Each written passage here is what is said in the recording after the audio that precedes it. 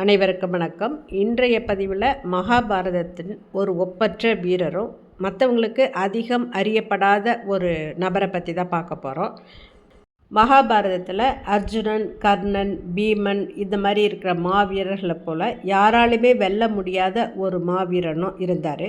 அவர் வில்வீச்சு, வாழ்வீச்சு, வேல்வீச்சு இது எல்லாத்துலேயுமே சிறந்தவராக இருந்தார். அவர்தான் சல்லியன், மத்ர தேசத்தோட அரசன். பாண்டவர்களோட தந்தையான பாண்டுக்கு 2 மனைவிகள் இருந்தாங்க. ஒருத்தி குந்தி, இன்னொருத்தி அவளோட குந்தியோட பிள்ளைகள் தான் தர்மன், பீமன், அர்ஜுனன். இன்னொரு மனைவி மாத்ரி. மாத்ரியோட பிள்ளைகள் நகுலனும் சகாதேவனும். மாத்ரியோட உடன் பிறந்த சகோதரன் தான் இந்த சல்லியன். அதாவது சல்லியன் நகுல சகாதேவர்களோட தாய்மாமா. பாண்டவர்களுக்கு இவ்வளவு நெருங்கின சொந்தமாக இருந்தாலுமே சல்லியன் மகாபாரத போரில் கௌரவர்கள் பக்கம் இருந்து தான் போர் செஞ்சார். அதுக்கான காரணமும் அது யாரோட சூழ்ச்சின்றதை பற்றி தான் இந்த பதிவில் நம்ம பார்க்க போகிறோம். பாண்டவர்களுக்கும் கௌரவர்களுக்கும் போர் செய்கிறது அப்படின்னு முடிவாயிடுச்சு. அந்த போரில் தன்னுடைய மருமகன்களுக்கு துணையாக இருக்கணும் அப்படின்றதுக்காக தன்னுடைய படைகளை திரட்டிக்கிட்டு வந்துட்டுருக்காரு சல்லியன். வழியில் ஒரு பாலைவனம் இருக்குது. அது நீண்ட நெடுந்தொலைவு கொண்டதாக இருக்குது அந்த பாலைவனம். அதை கடக்கிறதுக்கு முன்பாக சல்லியனும் அவனது படை வீரர்களும் குதிரை, யானை போன்ற போர் விலங்குகளும் சோர்வடைஞ்சு போயிடுறாங்க. அப்போ அந்த பாலைவனத்தில் ஒரு பெரிய பந்தல் இருந்தது. அது சல்லியனும் அவனோட படை வீரர்களும் தங்கக்கூடிய வகையில் மிக பிரம்மாண்டமாக அமைச்சிருந்தாங்க. அந்த பந்தலிலேருந்து வெளிப்பட்டவங்க என்ன சொல்கிறாங்கன்னா, சல்லியனையும் அவரது படையினரையும் பார்த்து வரவேற்று முதல்ல அவங்களுக்கு தாகத்தை தணிக்கிறாங்க. பிறகு அறுசுவை விருந்து படைக்கிறாங்க. அவங்களுக்கு மட்டும் இல்லை, அவங்களோட வந்திருந்த குதிரைகளுக்கும் யானைகளுக்கும் கூட உணவு பரிமாறப்படுது. இதை பார்த்து மனம் மகிழ்ந்த சல்லியன் இந்த உதவிகளை செய்கிறவர் யாராக இருக்கோ அவர் பெரும் புண்ணியவான், நான் அவர்களுக்கு வேண்டியதை செய்யக்கூடிய கடமைப்பட்டிருக்கேன் அப்படின்னு வாய்விட்டே சொல்கிறாரு. அது வரைக்கும் மறைவாக இருந்த துரியோதனன் இப்போ வெளியில் வர்றான். மாமா, நான் தான் உங்களுக்காக இந்த ஏற்பாடுகளெல்லாம் செஞ்சுருந்தேன், நீங்கள் எனக்கு கடமைப்பட்டுள்ளதா இப்போ தான் சொன்னீங்க, அதனால் இந்த போரில் எனக்கு பக்கபலமாக இருந்து போர் செய்யணும் நீங்கள் அப்படின்னு சத்தியம் வாங்கிக்கிறான்.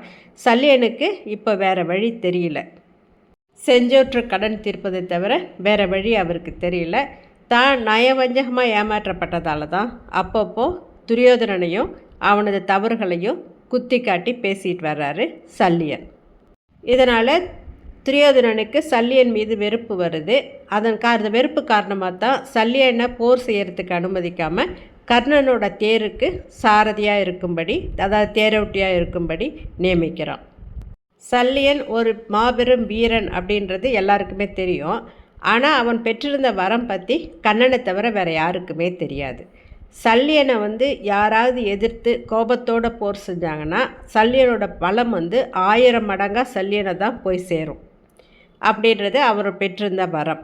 இது மட்டும் துரியோதனுக்கு தெரிஞ்சிருந்தால் போர்க்களத்தில் சல்லியனை தான் முதன்மையாக இறக்கி விட்டுருப்பான். இது பற்றி பாண்டவர்கள்கிட்ட கண்ணன் தெரிவிக்கிறாரு. பீமன் சல்லியனோட போர் செய்கிறதுக்கு விருப்பத்தை சொல்கிறாரு. ஆனால் கண்ணன் பீமனை தேர்வு செய்யலை. ஏன்னா பீமனுக்கு நல்ல கோபம் வருன்றது எல்லாரும் தெரிஞ்சது தான். சல்லியனுக்கு எதிராக அது வெளிப்பட்டதுன்னா பாண்டவர்களுக்கு தான் பேராபத்து. ஏன்னா அவனோட வலிமை முழுவதும் 1000 மடங்காக சல்லியனை தான் போய் சேரும் அப்படின்றது சல்லியன் பெற்ற வரம். எனவே தான் கண்ணன் தர்மனை தேர்வு செய்கிறாரு. அதனால் சல்லியனோட போர் செய்யும்போது சிரிச்ச முகத்தோடு தான் நீ யுத்தம் செய்யணும் அப்படின்னு தர்மனுக்கு அறிவுரை வழங்குறாரு. துரியோதனன் ஆணைப்படி சல்லியன் கர்ணனுக்கு தேரோட்டியாக யுத்தத்தில் ஈடுபடுகின்றார்.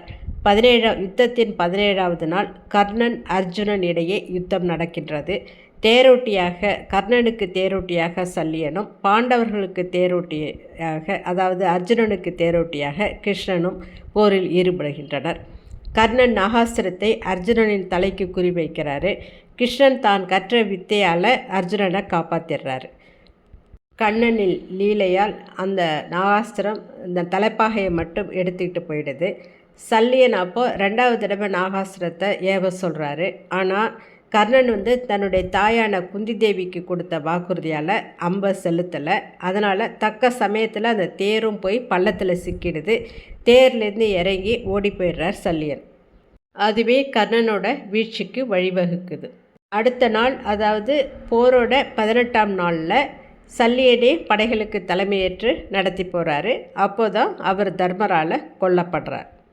கண்ணனின் அறிவுரைப்படி சல்லியனுக்கு எதிராக போரிட்ட தர்மன் தன்னுடைய முகத்தில் எந்த காரணத்தை கொண்டும் கோபத்தை வெளிக்காட்டல. அதனால தான் சாதாரண ஈட்டியை வச்சு ஒரே வீச்சில் மாபெரும் வீரனான சல்லியனை தர்மனால் வீழ்த்த முடிஞ்சது. சல்லியன் பஞ்ச பாண்டவர்களுக்கு நண்பராக மற்றும் உறவினராக இருந்தாலுமே கௌரவர்களுக்காக செஞ்சொற்று கடன் தீர்க்க போரிட வேண்டிய கட்டாயத்தில் இருக்கிறாரு. அதனால்தான் பாண்டவர்களுக்கு எதிராக போரிட்டு யுத்தத்தில் மடிஞ்சிடுறாரு. இந்த பதிவு உங்களுக்கு பிடிச்சிருந்ததுன்னா லைக் பண்ணுங்கள், ஷேர் பண்ணுங்கள், சேனலை சப்ஸ்கிரைப் பண்ணுங்கள். நன்றி, வணக்கம்.